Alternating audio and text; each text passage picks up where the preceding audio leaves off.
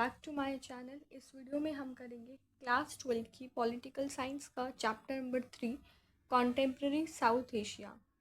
इस चैप्टर में हमने जो लास्ट टॉपिक पढ़ा था वो हमने पढ़ा था श्रीलंका के बारे में।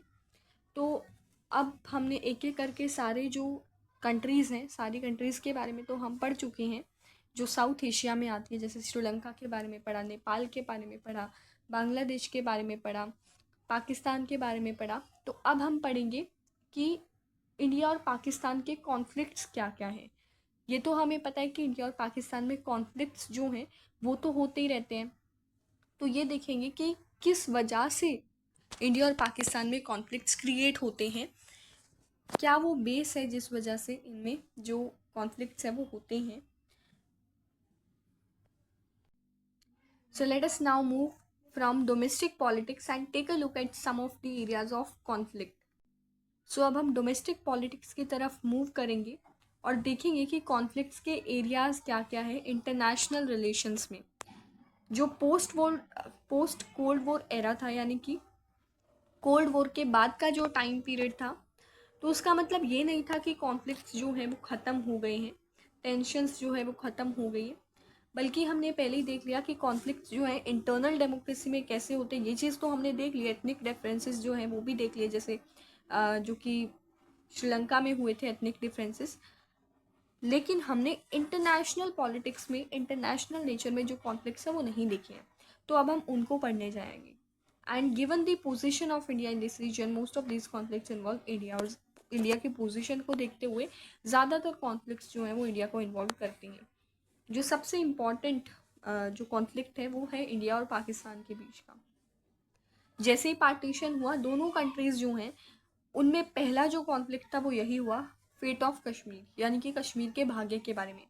पाकिस्तानी गवर्नमेंट कहती है कि कश्मीर उनका है, और ऑब्वियसली बात है इंडियन गवर्नमेंट कहते हैं कि कश्मीर जो है वो उनका है। वॉर्स होती है इंडिया और पाकिस्तान में 1947-48 में, 65 में भी होते हैं, फिर भी फेल हो जाते हैं इस मैटर को सेटल करने में।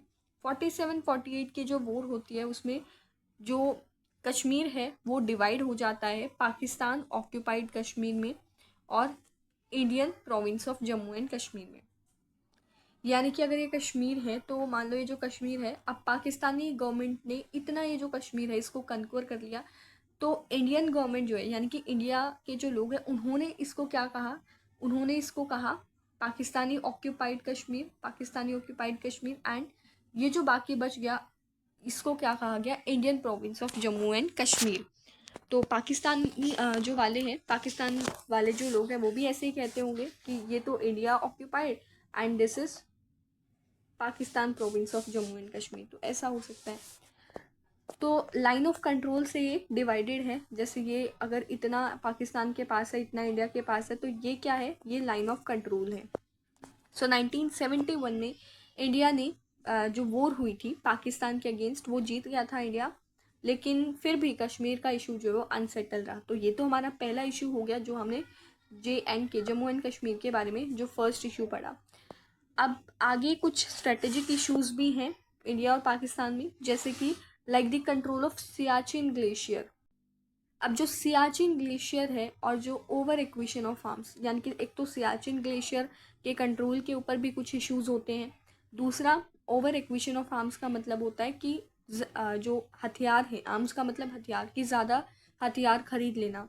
तो ये भी चीज़ें चल रही थी, आर्म्स रेस चल रही थी कि इंडिया भी ज़्यादा हथियार खरीद रहा था और पाकिस्तान भी खरीद रहा था, दोनों कंट्रीज़ में आर्म्स रेस चल रही थी। तो इससे क्या हुआ, दोनों स्टेट्स जो है वो ज़्यादा से ज़्यादा न्यूक्लियर वेपन्स और मिसाइल्स एक्वायर कर रही थी, ताकि जो 1990s की वॉर होगी उसमें वो उसको हथियारों को यूज़ कर सके। 1998 में इंडिया जो है उसने पोखरन जो है उसमें न्यूक्लियर एक्सप्लोजन भी किया, यानी कि जो परमाणु विस्फोट होता है उसे भी इंडिया ने किया, एक्सप्लोजन किया। पाकिस्तान रिस्पॉन्डेड, पाकिस्तान ने जो है इसका रिस्पॉन्ड दिया, कैसे दिया, आंसर दिया कुछ ही दिनों के अंदर। और इसने जो चगाई हिल्स है वहाँ पर इसने क्या कर दिया, न्यूक्लियर टेस्ट करने स्टार्ट कर दिए। उसके बाद से इंडिया और पाकिस्तान जो है उसने मिलिट्री रिलेशनशिप बिल्ड की है, जिसमें डायरेक्ट और जो फुल स्केल वॉर थी, जैसे डायरेक्ट वॉर जो होती थी उसकी पॉसिबिलिटी जो है वो थोड़ी सी कम हो गई। जब से इंडिया और पाकिस्तान मिलिट्री रिलेशनशिप में आए तब से। लेकिन दोनों ही गवर्नमेंट जो है वो उनके बीच में अभी भी जो सस्पिशियस यानी कि जो डिस्ट्रस्ट जो है वो अभी भी है, यानी कि दोनों जो है ट्रस्टफुल रिलेशन नहीं है दोनों के बीच में। और जो इंडियन गवर्नमेंट है उसने पाकिस्तानी गवर्नमेंट को ब्लेम भी किया है कि उन्होंने लो की वायलेंस की स्ट्रेटेजी को यूज़ किया है। अभी लो की वायलेंस स्ट्रेटेजी क्या होती है कि जो पाकिस्तान वाले थे उन्होंने क्या किया, कश्मीरी मिलिटेंट्स जो हैं उनको जितने हथियार हो सकते थे उतने हथियार उनको प्रोवाइड कराए, उनको ट्रेनिंग करवाई, मनी पैसे दिए, उनको प्रोटेक्शन दी, ताकि वो इंडिया के अगेंस्ट क्या कर सके, टेररिस्ट अटैक कर सके। तो इसी को लो की वायलेंस कहा गया है, यानी कि अंदर ही अंदर वो क्या कर रहे हैं, बहुत बड़ी प्लानिंग कर रहे हैं। तो इंडियन गवर्नमेंट ने इस चीज़ के लिए पाकिस्तान की गवर्नमेंट को ब्लेम किया। और इंडियन गवर्नमेंट ये भी बिलीव करते कि जो पाकिस्तान है उसने जो खालिस्तानी मिलिटेंट्स हैं उनको हेल्प भी की है, उनको आर्म्स प्रोवाइड किए करवाए हैं, उनको बुलेट्स प्रोवाइड करवाई है 1985 और 1995 के पीरियड के बीच में। और ताकि ये जो खालिस्तानी मिलिटेंट्स है ये भी इंडिया के खिलाफ जो है अपना जो मिशन है उसे पूरा कर सके। इसकी जो स्पाई एजेंसी है इंटर सर्विस इंटेलिजेंस यानी कि ISI जो है वो उसको उसके ऊपर एलिगेशन लगाया गया था कि वो एंटी इंडिया कैंपेन्स में इन्वॉल्व है, यानी कि इंडिया के खिलाफ कुछ ना कुछ वो कैंपेन्स जो हैं वो नॉर्थ ईस्ट का जो पार्ट है इंडिया का वहाँ पर वो कर रही हैं, सीक्रेटली बांग्लादेश और नेपाल के थ्रू ऑपरेट कर रही है इस चीज़ को।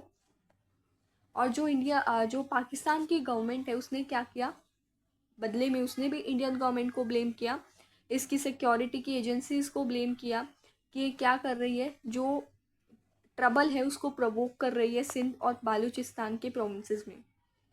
यानी कि जो पाकिस्तान के एरियाज़ हैं यहाँ पर वो क्या कर रही है, जो ट्रबल की सिचुएशन है उसको प्रवोक कर रही है। India and Pakistan also have had problems over the sharing of river water. अब जो रिवर वाटर है उसके रिगार्डिंग भी यहाँ पर क्या होता है, डिस्प्यूट्स क्रिएट होते हैं। 1960 तक यहाँ पर जो है इंडिया और पाकिस्तान जो है उनके बीच में बहुत ज़्यादा आर्ग्यूमेंट्स होते थे। रिवर जो इंडस वैली जो है, इंडस रिवर जो है वहाँ पर बहुत ज़्यादा आर्ग्यूमेंट्स इंडिया और पाकिस्तान में क्रिएट होते थे। इवेंचुअली 1960 में with the help of world bank की हेल्प के थ्रू इंडिया और पाकिस्तान ने इंडस वाटर ट्रीटी जो है उसको साइन किया, और जो अब तक सर्वाइव करती है, यानी कि अब तक वो इंडस वाटर ट्रीटी जो है वो अब तक चल रही है। इतने सारे मिलिट्री कॉन्फ्लिक्ट्स होने के बावजूद भी दोनों कंट्रीज़ जो हैं एक ट्रीटी में इन्वॉल्व है, एक ट्रीटी साइन किए हैं इन्होंने जो कि है इंडस वाटर ट्रीटी, जिसमें वाटर के रिगार्डिंग जो डिस्प्यूट्स है उसको सेटल किया गया। और यहाँ पर अभी भी कुछ थोड़े बहुत डिफरेंसेस तो अभी भी हैं, जैसे इंडस वाटर ट्रीटी की इंटरप्रिटेशन को लेकर, उसके रिवर वाटर के यूज़ को लेकर अभी भी कुछ छोटे मोटे आर्ग्यूमेंट्स जो हैं अभी भी चलते रहते हैं।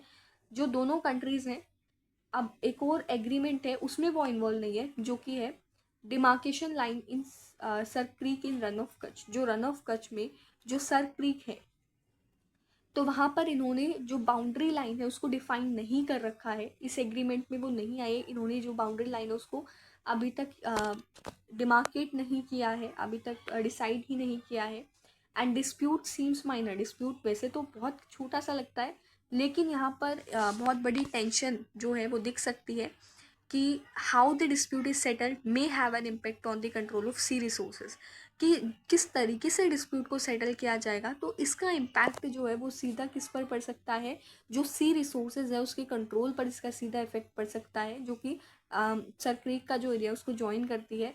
इंडिया और पाकिस्तान जो है अभी भी कुछ इश्यूज़ पर अभी भी वो नेगोशिएशंस जो हैं अभी भी चलती रहती है इंडिया और पाकिस्तान के बीच में। सो ये हमने इंडिया और पाकिस्तान के बारे में पढ़ा, जिसमें हमने देखा कि क्या क्या वो इश्यूज़ हैं जिनको लेकर इंडिया और पाकिस्तान में कॉन्फ्लिक्ट्स क्रिएट होते हैं। तो सबसे पहले तो हमने यहाँ पर क्या देखा, सबसे पहले हमने देखा कि कश्मीर जो है, पहला जो इशू था वो था कश्मीर के ऊपर, जिसमें कॉन्फ्लिक्ट्स जो है इंडिया और पाकिस्तान में क्रिएट हुए। फिर हमने कुछ बॉर्डर इश्यूज़ भी देखे, जैसे जो सियाचिन ग्लेशियर था, ठीक है, कुछ बॉर्डर इश्यूज़ थे, आर्म्स को लेकर था कि भाई जो हथियार हैं वो दोनों जो देश है वो बनाए जा रहे हैं ताकि लड़ाई जो है उसमें हथियारों को यूज़ किया जा सके। और कुछ टेररिस्ट अटैक्स भी होते हैं तो इसके रिगार्डिंग भी दोनों में जो है डिस्प्यूट्स चलते रहते हैं। टेररिस्ट अटैक जो होते हैं, इंडियन गवर्नमेंट पाकिस्तानी गवर्नमेंट को ब्लेम करती है और पाकिस्तानी गवर्नमेंट क्या करती है, इंडियन गवर्नमेंट को ब्लेम करती है। और फिर हमने जो है रिवर के ऊपर देखा कि रिवर के ऊपर भी डिस्प्यूट्स होते हैं। हालांकि इंडस वाटर ट्रीटी को साइन किया गया है, बट फिर भी कुछ छोटे मोटे इश्यूज़ जो हैं वो फिर भी होते हैं।